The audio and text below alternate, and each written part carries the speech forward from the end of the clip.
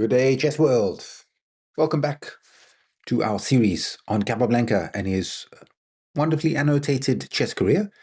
I'm Coach Nick, and we're taking a walk through his annotations and themes and what you can learn and apply. Today's one is a wonderful theme on, shall we say, how can you defend better than Capablanca? We're going to learn some wonderful skills in making decisions, how to defend the opponent's threats and attacks. We are halfway through the match between Capablanca and Frank Marshall, and as I did in the previous videos, introduction, very simple. This was a battle to see who was the best player on the Western Hemisphere, and in this game matchup, we'll see how Marshall builds up a wonderful attack, and I want you to think in this position here, how would you defend? Capablanca, in his annotations, was unhappy with his move, but also did not give a great, shall we say, description of a better way to improve. He frankly said it's very difficult to point out the proper way to continue, which we will unpack and be better with. So let's continue with this wonderful game. This is Capablanca on the black side. We'll zip through the beginning parts because it is a Queen's Gambit, and we've covered this a little bit before in some of the prior games. And really, I want to get into the middle game because that's the skills we want to develop on your side here. So, pawn to e3, knight to e4. Now, this is, of course, the Lasker defense, as it is called. And Capablanca played this move a little bit too soon, as we've discussed previously in his notes and annotations. Pawn to h6 is a slightly better choice in these cases, but by all means, with the knight now jumping into e4, this is certainly very playable. Bishop takes on e7, queen takes on e7, and now Marshall plays bishop to d3. Previously in the annotations and notes, when we spoke of this game and Capablanca was in game 7 on the black side, he discussed how pawn takes d5, queen b3 would be better. I do want you to see here, this is a flaw from Capablanca and how often he would not properly go through his own games. I hope you learn from these mistakes. As we will discover here, he does not have the right discipline in annotating his games and understanding where his weaknesses lie. So this is very important, where black plays knight takes e3, pawn takes e3, pawn takes c4, bishop takes e4, and then he plays this move b6. We have seen this structure prior, and now Marshall plays queen f3, a smart logical move. The point was that black wanted to get their bishop onto this diagonal, and now he interrupts this process. So pawn to c6, and now Marshall plays good, calm, clear development. Bishop to b7, and here there is this preparation to play pawn c5, but Marshall is not yet concerned because bishop check would be very difficult to deal with. So this is what I mean. If pawn c5 here, this would be a mistake, since check. And suddenly, if the knight blocks, it falls. If the knight blocks, this bishop falls, so it means black has to move their king. So the first time a decision has to be made is at this point, where now we simply get castling. And here there is the threat of playing pawn to c5. And this is where the observation from Capablanca is completely correct. Marshall plays pawn to a4. And he says here, loss of time, since this pawn cannot later be advanced. And he's correct. It's a bit of an empty threat.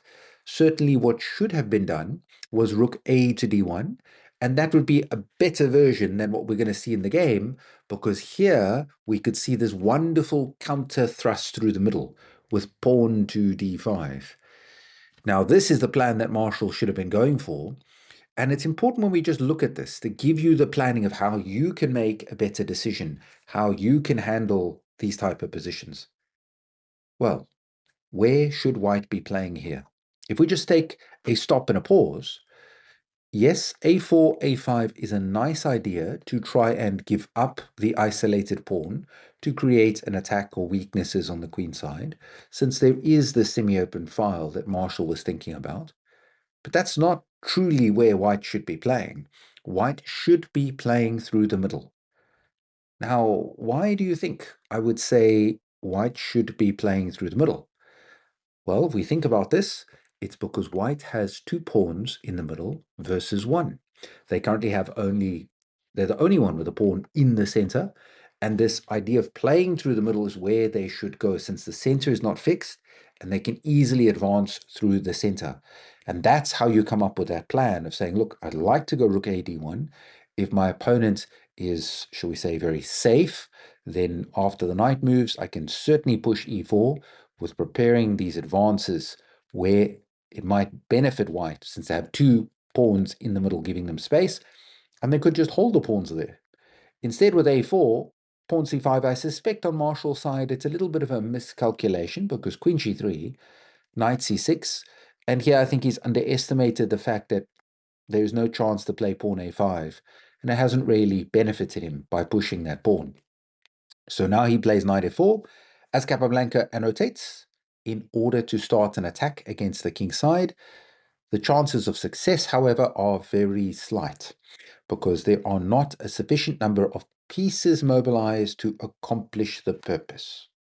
I agree 100%, but it does not mean that Capablanca defends this well. And what he's talking about here is the famous rule of three. By the way, those who've worked through the logical chess series, you can sign up below if you haven't already. In the logical chess series, I cover that greatly, the idea of the rule of three, which is very simple. To successfully attack the enemy king, you need a minimum of three pieces. That's the big one. And here, Capablanca is raising a great point. White doesn't have three. So it's going to be very challenging for a successful attack to come along. So black plays rook a to c8. Now we get bishop to a2. The point being that now the bishop on this diagonal is not as, shall we say, easily targeted by the rook with the discovered attack. So rook f2 d1. And as we'll see, bishop a2, by the way, Capablanca says the ultimate result of this move will be the loss of the queen's rook pawn. And this is the way they used to talk back then. Algebraic notation wasn't a thing. And he is talking about that pawn on a4. Not so convinced that Capablanca is correct. It's more self-fulfilling prophecy, shall we say, because again and again, white should be playing through the middle here with d5. White has that central majority. They should be looking in the middle. They should go rook a d1. But the positional evaluation was not the strongest suit of Marshall. So here he plays rook f e1. I'm not sure that it's clear. Knight a5, and now we get this move rook a to d1. And well, he goes bishop c6, a wonderful bit of a theme and thinking here from Capablanca. He says, well, look, this pawn is weak. This pawn is isolated. Let's target that pawn. Let's work on that pawn. So I do want you to see from Capablanca's side, which is valuable for you to learn, is something that we looked at in his Endgame series. You can also sign up to that one. The link is in the description. And the big theme was in the Endgame, there's two plans. Plan number one, attack your opponent's weak pawns. And plan number two, use your pass pawns. And that carries through to a position like this that Capablanca was so good because the planning is attack those weak pawns, tie down the opponent. And that's a big learning moment for you in your games, because sometimes you get up a position like this where you develop all your pieces and you say, hey, what should I do now? Where should I play? And you can carry forward that endgame planning because right now your opponent is not threatening much. So that planning is really wonderful. He says, well, this is a weak pawn. And look at the procedure. First, he fixes the weakness, so the pawn cannot move. Then he immediately targets it with a minor piece. Marshall, of course, happy to create compensation somewhere else. He plays queen g4. Let's unpack Capablanca's analysis that he says here, because he says with queen g4, threatening knight takes e6. Had white played d5, black could safely reply, this is his analysis now, bishop takes a4, pawn takes e6, bishop takes d1, pawn takes f7 check, king h8, and there seems to be no way for white to recover the lost piece. Very interesting. Very, very interesting in this case. No way to recover the lost piece. By the way, this is why I wanted to cover this game, because Capablanca was very poor at annotating his own games and being honest and thorough in the research of what was happening in his own game situations. Because this analysis is a reflection on his decision making and calculation, and it is a giant alarm bell as to how Alexander Alekhine, or depending how you want to pronounce it, enunciate it, Alekhine, defeated Capablanca in their World Championship match. This right here is an annotation that reflects the exact problem in Capablanca's chess that Alekhine picked up. In positions that require precise calculation, Capablanca was very flawed. And why am I bringing this up? Because actually, this is a forced lost position. Capablanca, in this annotation, had he played into this, would be lost. And by the way, I don't think Marshall would have missed it had he got to this position. So how can it be that Capablanca misses this in his calculation? And what can you find? I want you to think. What is the shocking forced loss that white could hand black here? I'm pretty sure it's probably a forced mate, but don't calculate that far. I just calculate till it is completely won. We follow the process. Checks, captures, simple threats. What checks are there? Well, we could promote. Okay, the rook's going to take. No big deal. Queen takes check. Okay, the king can take. Check. Oh, the bishop's going to take. Okay, not a big deal. There's knight check. Whoa. There is a lot of activity here for the white pieces. There's quite a few different checks that are sitting on the table. There's also a very poor capture. Yes, we can acknowledge that. While black is threatening almost nothing. So the activity sits with white. Alarm bells should going off in your head. There are so many checks. And remember Capablanca earlier said you need 3 pieces. There isn't 3. Well, there is now, Kappa. There is now. So we follow those checks. So knight g6 check. Pawn takes g6. We want to go queen h3 is checkmate. Awesome. That's amazing. Oh, there's a little flaw. The bishop will come back to h5. So this is how we calculate. We say knight g6, pawn takes. I would love to go queen here and checkmate, but the bishop, I can't take it because they'll back row mate me. So I can interfere with that bishop and the game would be finished. Incredible. Knight g6, pawn takes, pawn f3, and Capablanca can resign. Why? Because this move, queen here or queen here, he can take his pick. If this queen moves away, he's going to be mate. This pawn is not movable. There's the bishop backing it up. So the pawn has turned into an offensive weapon here in this case. All he can do is slow things down. I guess bishop takes f3 and then take with the pawn. This game's over. He's crushed. So I want you to see that detail, the importance of honesty, that Capablanca has missed this. Now, personally, d5, I think is the 100% correct path for Marshall. The point being that if bishop takes here, as Capablanca put in, the correct move would be pawn to c4. And then there's not a huge edge for white, but white has got an initiative because the black king is in trouble. So it's a very interesting contest where white is to be preferred, since they do have the outside pass pawn with a better endgame, but their king is going to have to survive. So Marshall misses a trick, and he's setting up knight e6, as Capablanca already said. Capablanca shuts it down with a very nice move, pawn to c4. Here, now Marshall plays d5, and we get this very important moment where this is not completely correct, because bishop takes, rook to d2, since he doesn't want to hang the rook now, since his bishop's not involved. And this is, of course, the starting position I gave you, where I raised the question, can you defend better than Capablanca? Because he played a move, and then in his annotation, he wrote, as will be seen later on, the continuation adopted by black is not satisfactory.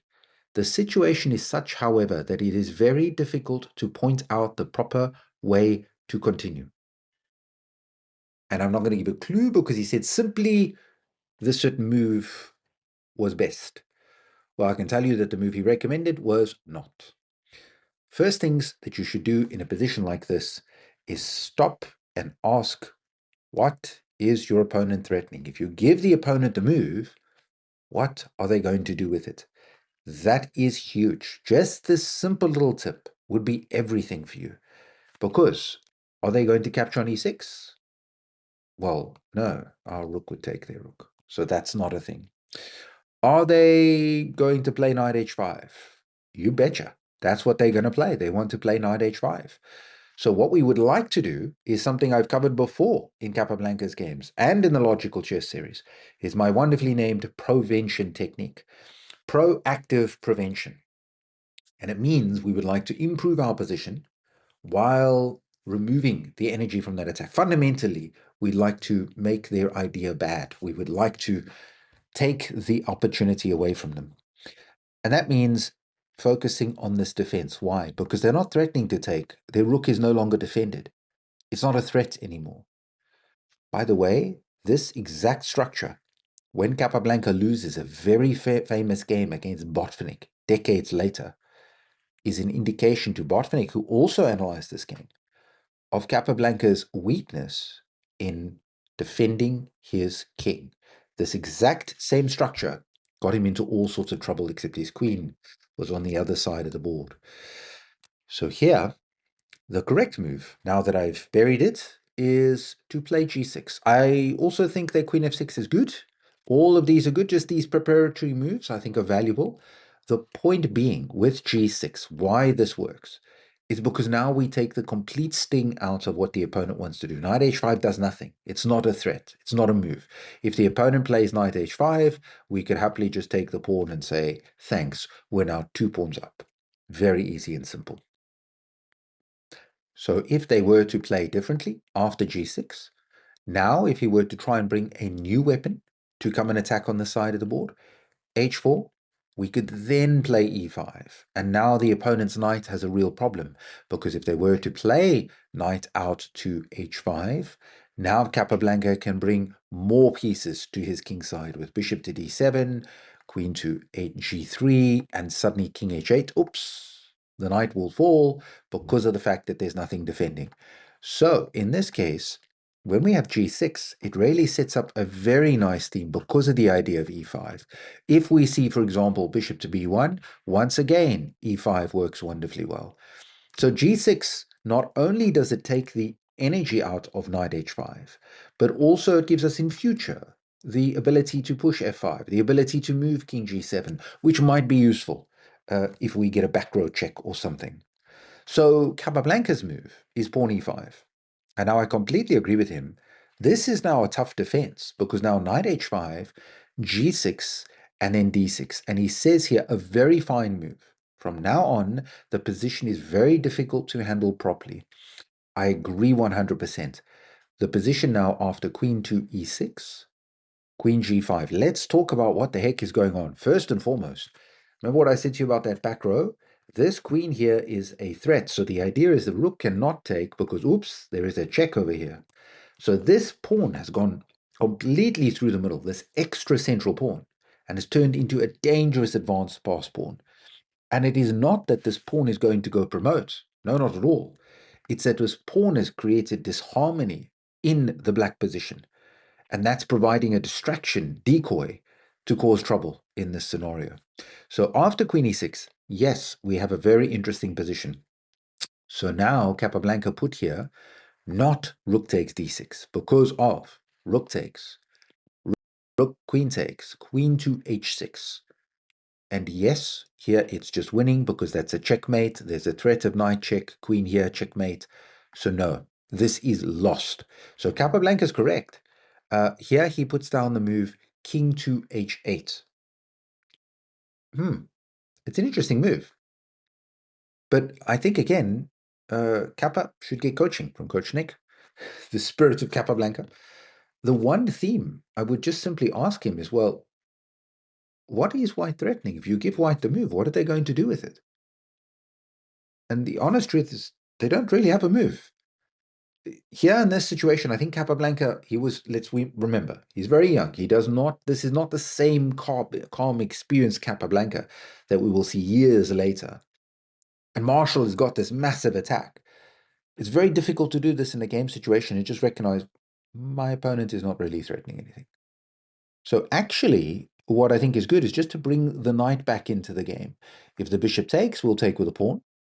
If the rook were to move to d1, well, then we can just bring our knight back in. We're quite pleased, thank you. That'll work well. And if we, because of course when we play knight here, I just want to highlight, we've got this. And if he plays something very creative, like rook d5, put in the notes, by the way.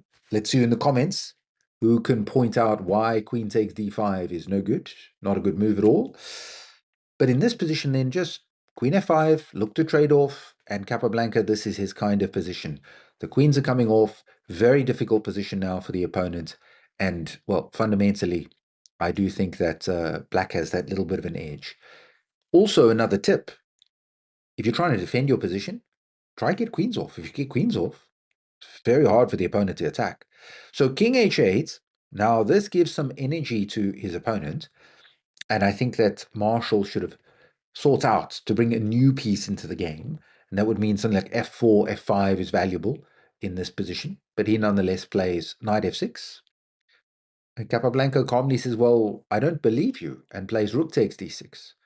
Captures, queen takes d6. And now, again, he needs to play f4 because he needs to get a new weapon to come and attack, open up the white king side. And the idea is rather effective that he would desperately like this queen move, but the knight is attacked. So now Capablanca is up 2 pawns, bishop to b1, and let's talk about what problems we need to solve here. Is the opponent threatening something? And at this stage, as we'll see, Capablanca thought, no, my opponent is not threatening anything of significance. And he decides he's going to get a piece back into the game. So which piece do we get back in? And how? Do we pick the knight or the bishop? So here we get this move knight to c6, and now things really start to light up as an intrigue. Bishop to f5. I don't think that knight c6 is at all bad. I do think that black is in a difficult position to defend. I would, funny enough, think that the bishop coming back would have been a better choice if you wanted to make that. That was great. Now rook d8. And then this is a very important annotation that he says. White misses his chance here. Had he played bishop d7, he would have had a chance to draw the game. Black's best reply would have been queen to f8. Yeah, queen f8, it's a move. And then, well, this position is very interesting. So I don't know about draw. It's definitely how the game needs to continue. But, I mean, maybe queen e7 as well. Let's just unpack why not rook takes? What the heck is happening after rook takes in this position? And this is very pretty. And I suspect this is the little tactical detail that Marshall missed as to why he didn't play bishop d7. And the whole point is queen h6. And now checkmate is unavoidable. Oh, but you ask, the queen can take the knight. Background mate. Very smart little tactic. And this is the area where Capablanca was exceptionally good. So now after h4, let's watch him take control of this game, because now the knight comes back to e7. Knight moves up to e4. And suddenly Capablanca now moves queen c7. And as crazy as this position seems, queen f6 check, king g8. Now we get bishop e6. This is brilliant from Marshall, and most players would collapse under the pressure. But Capablanca stays calm and focused on the simple details, which is, well, he doesn't have the pieces to attack me. So pawn takes check. And now he says that after the alternative, if knight g5, he was simply going to play knight d5. And he's correct. He's holding. So queen takes check. And again, wonderful precision from Capablanca. He realizes, look, if my king stays any of these squares, my opponent can just keep checking me. Well, I want to win. So therefore, he goes king f8. The knight jumps into g5. And now, again, he has to be precise in his defense. And the queen and the knight are attacking. They're threatening mate. They're threatening knight h7 check. How do we defend both? We need a new piece. And notice that technique I want you to remember. The opponent's attacking you. They make a threat. You've got to ask, what is the threat? Why did they move there? What do they want to do with the move? And that's where we go. Knight c8. Wonderful defense now, because the queen holds onto the 7th rank. Now it's a real problem, because finally he plays f4, trying to destroy that space that the opponents have. And here he points out he does make a mistake. He says rook e8. He says a mistake which gives white some hope for a while. Bishop to e8 would have avoided all trouble. I agree with him. Why? Because the idea is the bishop gets across, the king can now run to the square. This would make sense in this position. But rook e8, spectacular. I suspect Capablanca underestimated this moment. Pawn takes e5. But what? But we can just take the queen. That doesn't make any sense. Aha, check, knight takes, and suddenly it would be black who's embarrassed and losing to that tactic. Capablanca is not materialistic at all. He's very calm and clear and takes a great step to defend. He says, my opponent wants to hit me with check. I need to get more defenders, because what is the threat?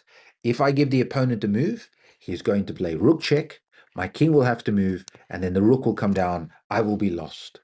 So I must make preparation. Can I stop rook f1?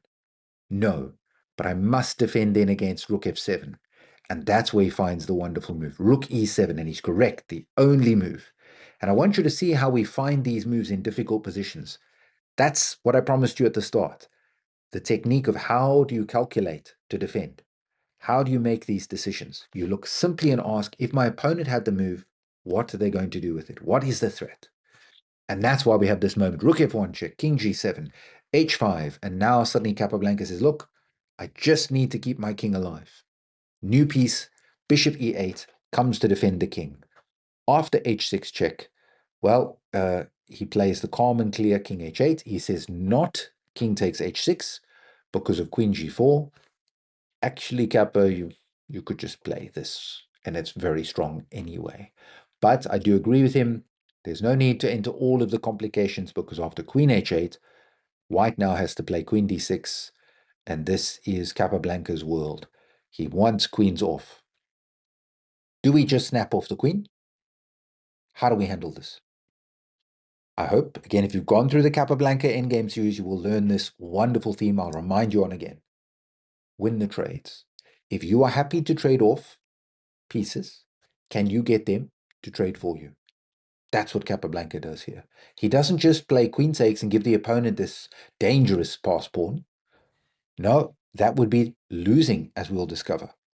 He says to his opponent, Mr. Marshall, how about you trade for me? And he plays a wonderful move, queen to c5. Let's just unpack queen takes, d6, pawn takes. Looks so very promising and good, but unfortunately, if this comes along, rook to f8, and suddenly, ooh, this is a problem, because the bishop is trapped.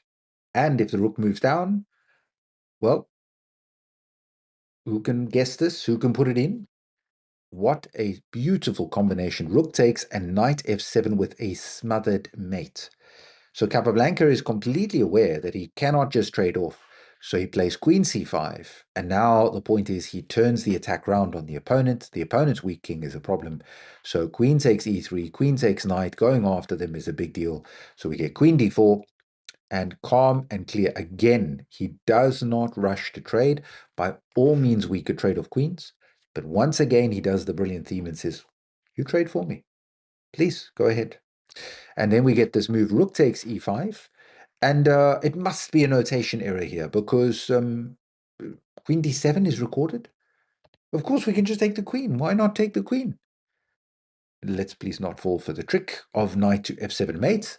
Capablanca did put also in the analysis that rook f7 was very interesting, but his prepared line was simply knight takes h6. Wonderful defense here, because the point is that if rook check, the knight would come back to g8. He could also take with the queen, but his analysis was knight g8, rook back to f7, knight to f6, rook takes f6, queen takes d4, pawn takes d4, rook takes g5, rook check, king g7, rook takes e3, rook g3.